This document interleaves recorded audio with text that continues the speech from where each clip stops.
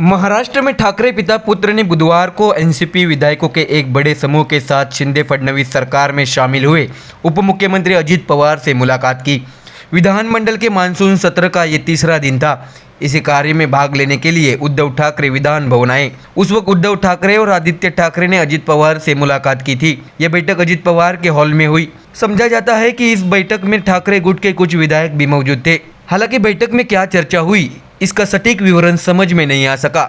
शुरुआती जानकारी के मुताबिक कहा जा रहा है कि यह सिर्फ ठाकरे समूह की ओर से एक सद्भावना उपहार है। हालांकि राष्ट्रवादी कांग्रेस पार्टी में विभाजन के बाद ठाकरे के पिता पुत्र ने अचानक अजित पवार से मुलाकात की, जिससे राजनीतिक गलियारों में चर्चा छिड़ गई है। अजित पवार ने कुछ दिन पहले एनसीपी में विधायकों के एक बड़े समूह को तोड़ लिया था। इसके बाद अजित पवार शिंदे फडणवीस सरकार में शामिल हो गए और उप मुख्यमंत्री पद की शपथ भी ली। साथ ही एनसीपी के 8 विधायकों ने मंत्री पद की शपथ ली थी। अजित पवार समेत एनसीपी के सभी मंत्रियों को अच्छा मंत्री पद भी मिला। यह महाविकास आघाड़ी के लिए बहुत बड़ा झटका था। स्वाभाविक रूप से इसे अजित पवार और महाविकास आघाड़ी के नेताओं के बीच दरार पैदा होने की संभावना थी। बहरहाल इन तमाम शंकाओं से इतर ठाकरे पिता पुत्र की अजित पवार से मुलाकात चर्चा का विषय बन रही है। हालांकि ये स्पष्ट नहीं है कि इस बैठक में वास्तव में क्या चर्चा हुई।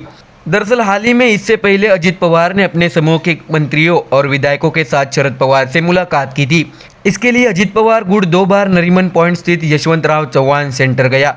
इसलिए यह निष्कर्ष लगाया गया कि अजित पवार और शरद पवार के बीच संवाद के दरवाजे अभी भी खुले हैं।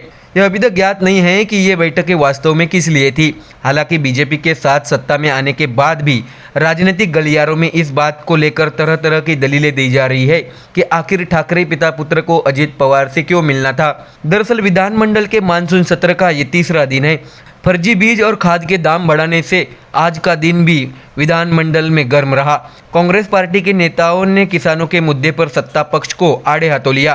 कांग्रेस विधायक विजय वडेट्टीवार ने खाद की कीमतें में वृद्धि को लेकर सत्ता पक्ष को आड़े हाथों लिया, तो वही बालासाहब थोरात ने भी उनका बखूबी साथ दिया। कांग्रेस के इन 2 अनुभवी नेताओं की बौछार से नवनिर्वाचित कृषि मंत्री धनंजय मुंडे भी काफी हतबल दिखे। तो देखा आपने, महाराष्ट्र में अभी तक राजनीतिक घमासान चल रहा है। दल बदल का सिलसिला रुकने का नाम नहीं ले रहा। इसी में अजित पवार के साथ उद्धव और आदित्य ठाकरे की मुलाकात ने राजनीतिक चर्चाओं का माहौल गर्म कर दिया है। Bureau report, MDR news.